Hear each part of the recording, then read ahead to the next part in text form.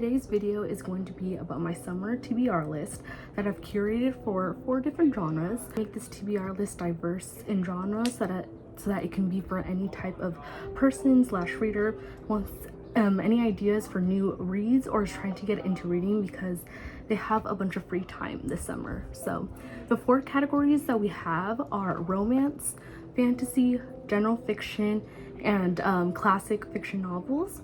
And I also wanted to do a 5th category for horror slash thriller books because I feel like it gives off summerween vibes, like that one episode of Gravity Falls. But I don't really read horror slash thriller books, so I couldn't really come up with any recommendations for that. But if you do have any recommendations for horror slash thriller books, comment down below because I am always open to diversifying my taste in other genres that I'm not too familiar with and would love to try out the horror slash thriller drama. Anyways, now we're going to get into the video and hope you enjoy these recs.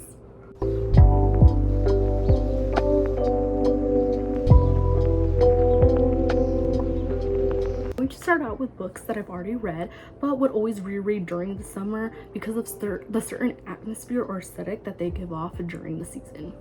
And what other book to start that off with other than Beach Read by Emily Henry. This is my very annotated copy that has so much written inside of it. I picked this book up like senior year of high school, and to preface with this information, I just graduated college back in May of this year. So this book has been with me for quite a while. So this book has stuck with me for a little bit of over 4 years now, and it generally changed the way I view romance books. I had because I was starting to get back into reading. I don't know what the transition was. Maybe it was COVID or just my childhood self who loved to read coming back into my brain. But there was just something that flipped in my mind between junior and senior year of high school allowed me to be a reader till this day and why I graduated as an English major. But going back to the point of me viewing romance books a specific way when reading Beach Read, it really all came down to action and communication between the female and main lead. So the story follows our main character, January Andrews, who has to visit her father's beach house in North Bear Shore, Michigan, which is created as a fictional town, but during the summer. January is a romance author and she's on a deadline to finish her book, but she's really struggling with the premise of it, just the story in general. So just imagine this character going through a really major writer's block and it's destroying her creative process. Then we get introduced to Augustus Everett, aka Gus, as he is referred to by the characters in the book. He's also a writer, but writes literary fiction books instead. Then they're inspired by real-life experiences or scenarios of other people's lives, so his writing is more research and logic-based. However, he is also dealing with the same problem as January, in which he has a deadline to finish the latest book, but just like her, he can't get into the right headspace, and instead deals with his own obstacle of writer's block. Now this video isn't going to contain any spoilers because that would just ruin the intrigue of these books, but just to preface, January and Gus end up in the same town in Michigan and have to deal with their own roadblocks of not being able to write, which is their job, it's their livelihood. It's something that really tears them up inside and they feel very vulnerable about it. Which part of this book is that they end up helping each other out by switching genres. Instead of writing in their typical genre, January will instead write a literary fiction novel and Gus has to write a romance novel, which is something that neither has ever done. They're so used to their own specific genres, so it takes them on a little bit of a challenge while also honing in on their craft again. This creates a little fun competition with lots of tension to see how far they go along with this predicament they force themselves in. But it can also give a fun idea for you guys to take on this activity for the summer. Write in a genre that you're not familiar with and see how that goes well with your creative freedom. And I feel like while reading this book, it made me want to diversify my writing in other genres or in other ways of writing characters, a setting, or even when it comes to research and logic. But going back to the story, as readers throughout the book, we also get a little insight into how these cases of writer's block have to do with what's going on in their own personal lives. And these situations talked about are actually really tragic once you get to know them. Essentially, this book is set during the summer and at a small town where the 2 main characters share houses right next to each other. It creates sort of an entire aesthetic that's so daunting. You can't deny that these characters are going through something super detrimental while also dealing with the entire town in their own business as well. We get funky characters who run these shops, restaurants, and bookstores We get moments out on the beach that feel like you're walking along the sand with the characters themselves. It's just so easy as readers to imagine yourself in the setting, and I think Emily Henry wrote the story really well because it truly grabs your attention and emotions at very pivotal moments that require your mind to comprehend information, character development, or imagery. So that's my pitch for Beach Read by Emily Henry. You can just tell she put so much time and care into the story and its characters and its setting. It was truly a magnificent jumble of words to read. Now the next book is Archer's Voice by Mia Sheridan. Now I believe I read this book a couple years ago as well, possibly a couple months after Beach Read. I'm not too sure, but I remember the book making me feel a lot of things and making me feel so much sympathy for the main characters and everything they had to go through with the people around them and the town that they were in. So to preface, the book follows Bree Scott, who is trying to find peace from her past, and that leads her to a lakeside town, Appelian, Maine. But here she finds a place to settle down and get to know the people of the town, and in turn she meets Archer Hale, who is known to be the most isolated man in the entire community. She's confused but also curious by him, since she understands that he might be the way he is due to some traumatic event in his past, which she can relate to because of her own event that happened roughly 6 months before she landed in Maine. Bree comes to find out that the town itself is holding secrets or certain controversies that are connected to why Archer keeps himself isolated. Bree is a very curious character, but she's also very emotional and tries to find ways to approach a certain situation as best as she can. She's new in this town, trying to get to know the people and become acquainted with them, but she also needs to remember that not everybody is as nice as they seem. Now in Archer's situation, his character is in fact mute because of something that happened to him when he was younger. There's a barrier of communication when it comes to meeting and getting to know Bree, but this barrier of communication also comes from people who live around him, who have lived around him for many years but never got the chance to get to know him, educate themselves on how to communicate with him properly. Bree and Archer's relationship stems from understanding and acceptance because of shared past trauma or experiences that allows communication to not just grow from language, but from acts of service as well. It takes place not only physically helping one another, but also learning how to help each other emotionally, especially in times of tragedy or manipulation. With all these complex themes mixed into the story, there is also happiness because of the journey that it takes Bree and Archer to become comfortable with one another. It's new memories around town that helps not only Archer heal as he has lived here for so long, but also helps Bree heal from the past environment she ran away from. It makes the reader feel like they are going on these adventures with the characters, not only physical adventures of beach days and walking around nature of the town, but also the adventure that comes with healing. It's such a sweet story that gives a spectrum of bliss and dilemma, making it an interesting read with an impeccable atmosphere. Moving on to books I haven't read yet, so ones that are actually to be read would be this one, Starling Darling by Erica Vimpond. So this book I had picked up in my local romance bookstore, and so I was reading the back of it, and the premise really intrigued me because it seemed not only a romance novel but also a novel about motherhood and this main character dealing with the relationship she has with her mother. And so from what I get from the back so far, it's that Lucia Starling has a mother, and she ends up leaving jewelry for her in Rome, and she collides with two specific strangers that could be potential love interests according to the back, and it just becomes a whole adventure of running around in Rome trying to connect certain aspects of her life back to her mother, and also dealing with other people that get in the way of one's own adventure. And I think it was an interesting book to pick up, especially during the summer, because you know, people love to go to certain destinations such as Rome or anywhere else in Europe for summer. So if you're going to a specific place, especially places that a specific book takes place, I feel like picking up a book that has that specific setting would be a really interesting read, either on vacation or if you're traveling there just during the summer in general. So that's why I added this to the list. And yeah, we'll see how this goes. So for my next romance book, this is actually a book that was gifted to me by my best friend, so shout out to her. It was a graduation gift because I've been wanting to get back into romance, and this is an author I'm already familiar with. I've already read a book by hers before, but it was Lucy Score. This is her book Mistakes Were Made, and the back is actually really interesting. And so it's basically about a literary agent named Zoe Moody. She has to live in a small town in Pennsylvania because of something that tragically happened to her job.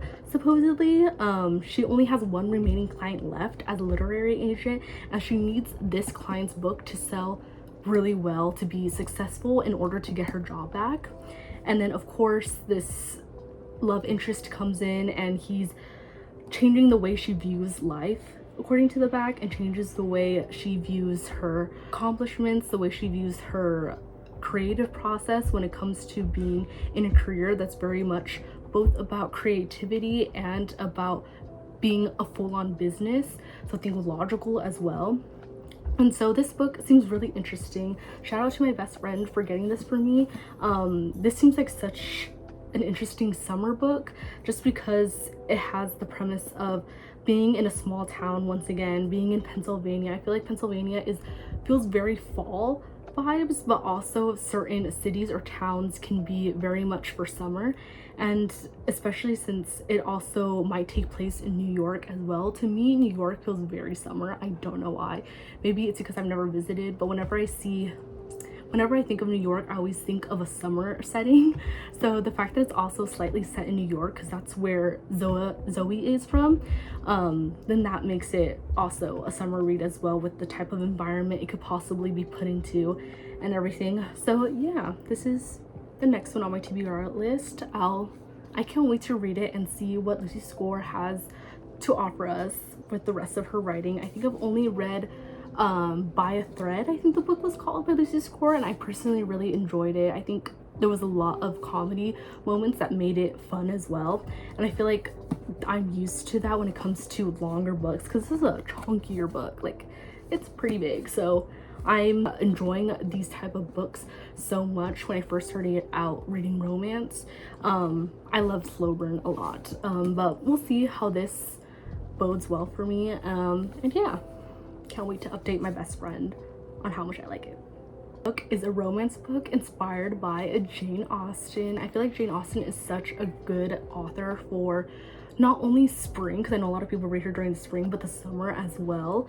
But this book is not by Jane Austen herself, but instead it's The Other Bennet Sister by Janice Hodlow.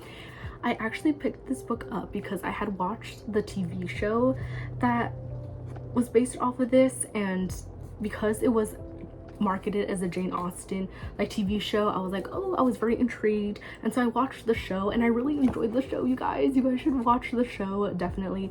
I feel like if you're very big romance girly, just time period piece in general, you would really enjoy the characters, the setting, the way the story progressed in general, which is so well done.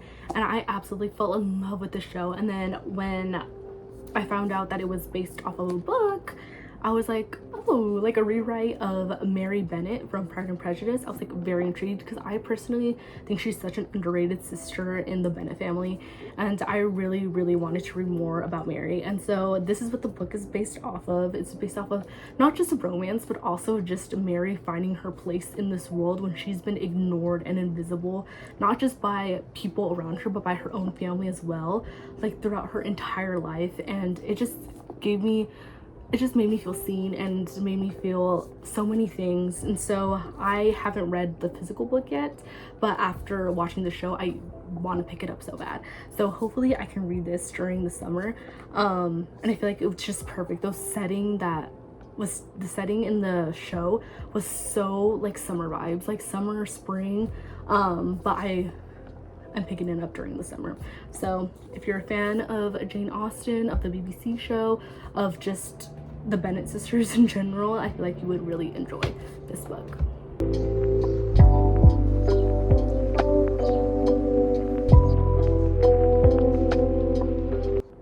This next category of fantasy deals with two series instead of standalones. When it comes to the fantasy genre, it's kind of hard to find standalones, but I do have one that I'm going to be talking about later that is a standalone. But for now, we're going to be talking about two fantasy series that I personally really enjoy. This fantasy series that I'm going to be talking about is a specific series that is very popular, and that is the Caraval series by Stephanie Garber. Shout out to my cousin for getting me this set for Christmas so that I could have all the physical books. Now, I won't do a whole recap of all three books because that's just going to take up too much time, but essentially it's a story set in a fictional world that follows two sisters, Scarlett and Donatella, aka Tella Drugna. But what's different about this series is that these sisters don't stay in the environment that they live in. This is a fictional place of itself. This is their normal life, but when they travel to the unknown world of Caraval that they're actually unfamiliar with, that's when the actual fantastical elements start. It's a really fun series to read, especially for readers who love anything that's whimsy or deals with themes of trickery. This world that the sisters step into are run by one man named Legend, and they are constantly being put through games and certain situations that make them question what is real and what is not. This quest that the sisters go on start off separately, which makes the theme of sisterhood very prevalent in the story. Scarlett and Tella's relationship is tested so much throughout the series and truly ends up showing how strong their bond is towards the end when they finally settle everything that's been happening to them. So if you want to escape into a less traditional setting this summer, this isn't a beach town or a coastal location, then this book is perfect for getting lost in something new, something different, and something fantastical. Now this next series is This Woven Kingdom by Tara Mafi. I remember reading the Shatter Me series back in my senior year of high school. From what I remember, I think I read most of the series except for the last three books, and anything she's released recently that's related to the Shatter Me series. However, when I learned that she was making another fantasy series and that fans were claiming this type of storytelling is a step up from Shatter Me, I had to tune in because hearing about the characters and the setting really piqued my interest. Now, I've already read books 1 and 2, but I read them digitally and wanted them for Christmas.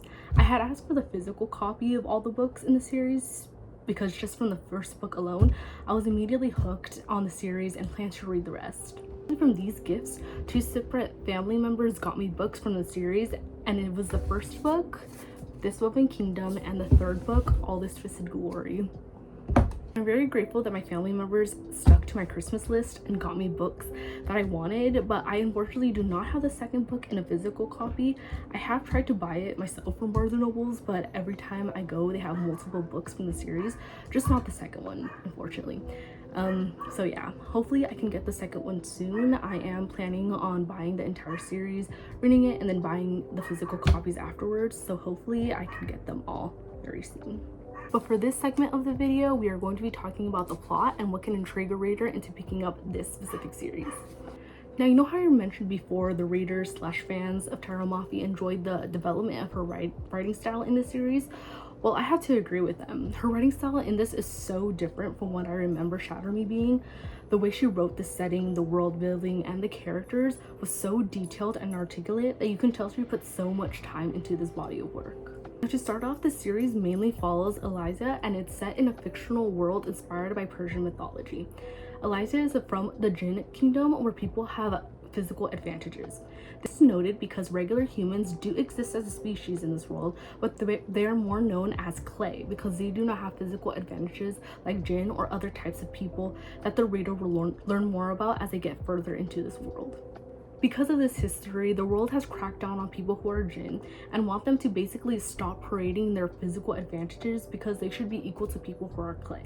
Now, as Eliza has gotten away from the Jinn kingdom, she gets to discover the rest of this world by working as a servant for a duchess. The position she's in at the start of the series quickly escalates as she finds ways to move around the environment that she's living in. There are monarchies that she gets involved with, other people who have it out for her and what she is, and most importantly, people posing as guidance, but she has to trust her instincts on what she can trust, on whether she can trust them or not. Eliza is surrounded by both enemies and allies, but never knows which is which when it comes to crossing their paths.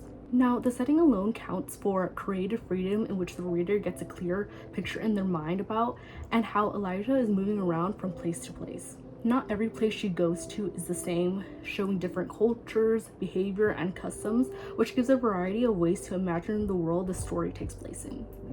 I think it's super unique, and there is a spectrum of bright colors, patterns, and materials for the clothing, architecture, and accessories described, as well as insinuating danger or corruption with dull colors that give certain scenes proper moods when focused on the lighting or movement surrounding Elijah. Once again, the series is interesting to get lost in the summer. I would suggest choosing a new location to read in whenever you pick up the book so that you can experience the feel of new places while Elijah is doing so herself. And then for our standalone book in the fantasy category, so I had seen this book at my local Barnes and Nobles while I was doing my little Barnes and Nobles trip, and the cover really intrigued me because I want to read more like books that are set in like the ocean or the lake, or about like mermaids and pirates and stuff like that. This isn't that, but it is based on Slavic folklore. So Slavic folklore, and it's just basically I believe it's really is set in a fantasy world. I'm not too sure if the human on here is from the human world, or and he gets trapped in the fantasy world, or if it's all set in the fantasy world, but that's the fun of figuring out where a book is set and being able to have a feel for the setting. And basically this, I believe, is a water nymph.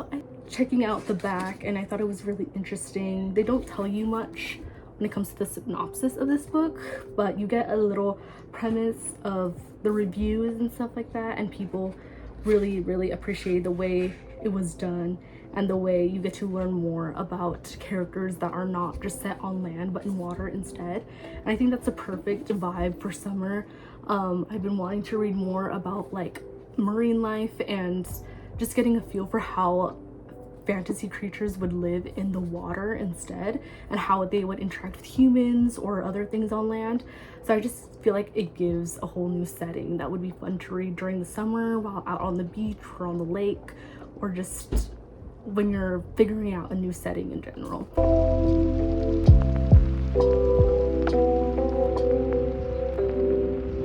For our first general fiction book, I'm actually starting out with a book that's filled with short stories about everyday life and people just being humans.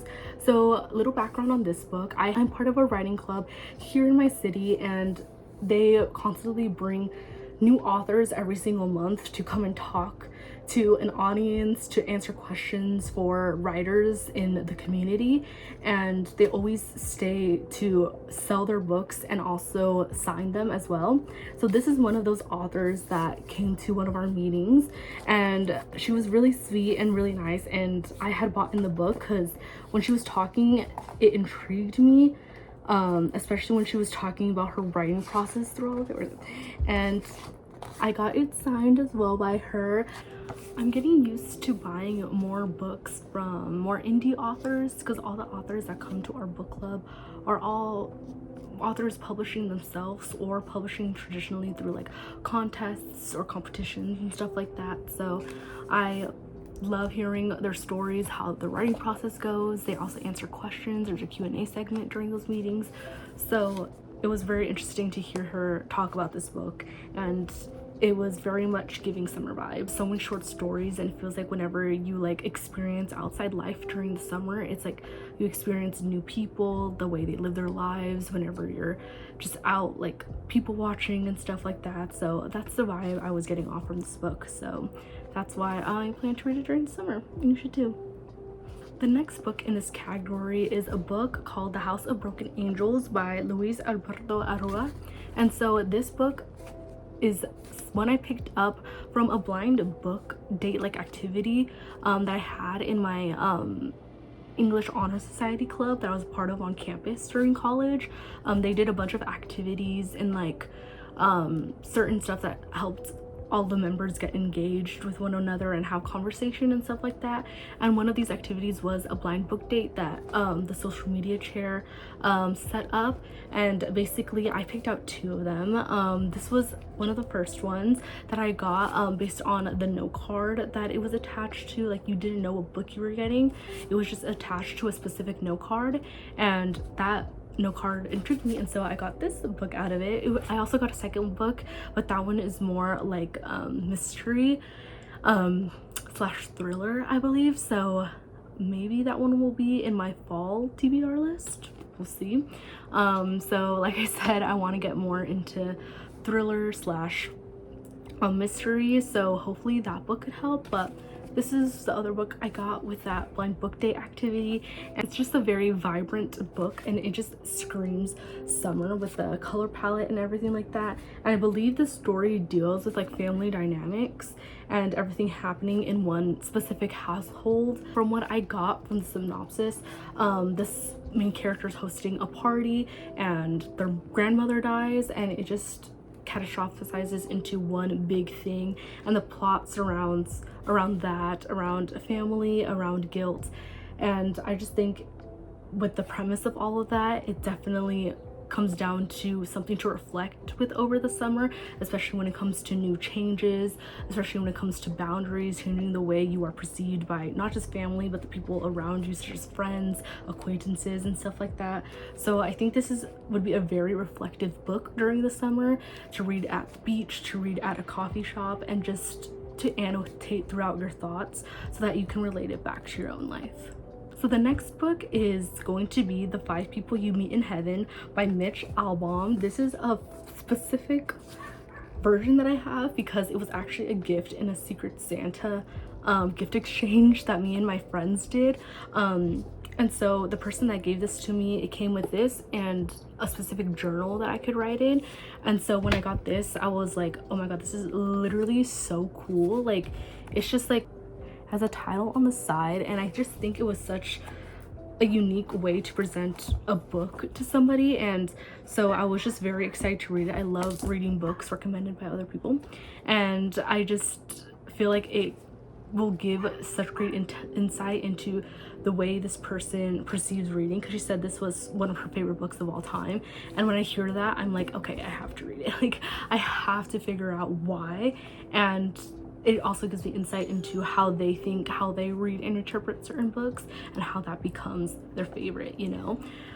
What I understand from this, the premise, when I first was searching up what the book is about, because there's no synopsis or anything, but I believe it's about a person that dies. Yeah, it says like the first part is about a man named Eddie and him dying in the sun, and I believe it takes place in like an amusement park or some type of like place with like Ferris wheel, roller coasters, bumper cars, and stuff like that. So it's a very interesting setting. Once again, very summer vibes, like being set in like an amusement park slash like festival. Like, it's very interesting for read for the summer, and I think it also helps to reflect on life a little bit as well. So that's why I added this to the list, because I feel like with that type of setting, with that type of premise, very interesting book to get into during the summer. My next slash last general fiction book recommendation is The Waves by Virginia Woolf. I have been wanting to get into her writing for so long. I believe she's very well known for the way she specifically writes characters and like just specific situations in these books. It's very nitty-gritty with the type of themes she decides to focus on, and at least from what I've heard, her characters are very relatable, but they make you question a lot about yourself and the way you go about life when it comes to relationships, friendships, just the people around you, family, and stuff like that. And so with The Waves, it was recommended to me because I was taking a class for modern British and American fiction, and we were supposed to read this book, but we could only read it during finals week because we got so stuck reading other books. We were a little behind on our reading list that our professor gave us, so we unfortunately did not get enough time with this book. We had the option to read it during finals week so we could do our final project on it if we chose, but because I was so focused on so many other things, you know, I had 4 other classes. I had 5 classes, so I was focused on 4 other classes, including this one. And so that's why I didn't pay enough attention to this book. I was like, I'll read it on my own time. But my professor did give us snippets to give us a little synopsis of everything. And so when I was in lecture, I was very interested in reading this book because I'd wanting to read Virginia Woolf for so long. And so when reading the premise of it, it basically follows 6 children into adulthood, and so it's just about life and how people interact with one another, when it comes to friendships, when it comes to you know, relationships in general. And it just shows how people grow, especially since people aren't going to be their childhood selves forever, and that's something that one of the characters deals with, when it comes to meeting these people they knew when they were children, and then realizing, oh wait, I hope they don't think I am the same way I was when I was younger, you know, like that type of premise. But it also deals with a bunch of other stuff as well, heavier themes as well, so just be cautious of that. But once again, with the title, with everything going on, I feel like it's a perfect book to reflect on this summer.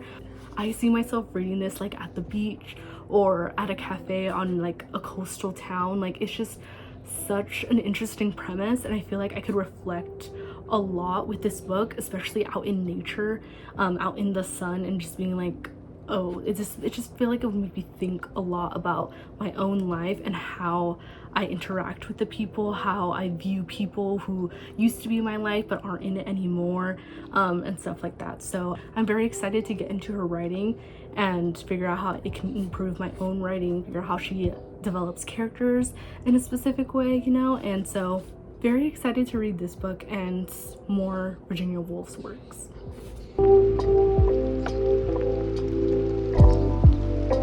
Into classic fiction novels, or what we can classify as the first ever quote-unquote novels, I want to recommend Evelina by Frances Burney. Now, I had to read this book during my last semester in college during my class titled The British Novel through Jane Austen. Even though Jane Austen is the name, we actually only read one book of hers, which was Sense and Sensibility, which is the final book we read for that class. So it was pretty late once we got into Jane Austen, but instead this class is focused on how novels came to be and all the novel writers that came before Jane Austen's time.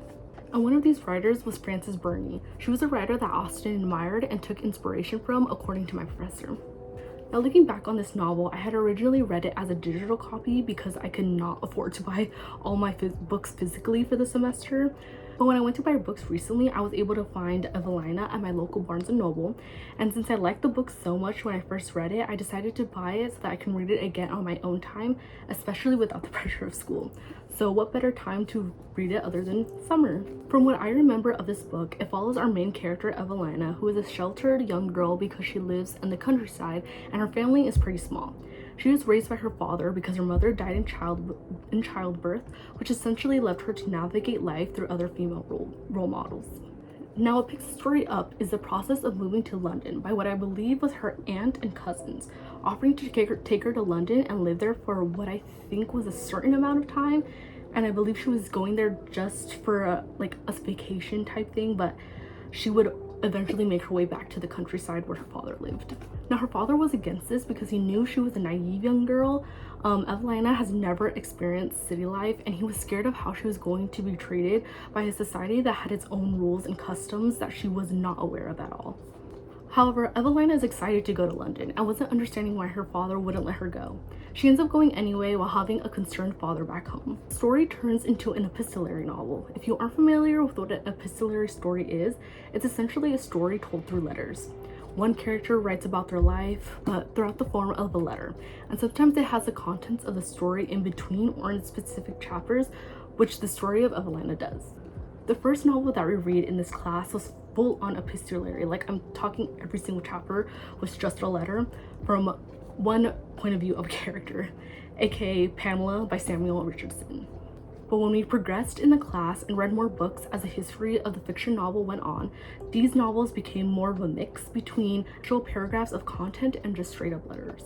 But when we progressed in class and read more books as the history of the fictional novel went on, these novels became more of a mix between actual paragraphs of content and straight up letters.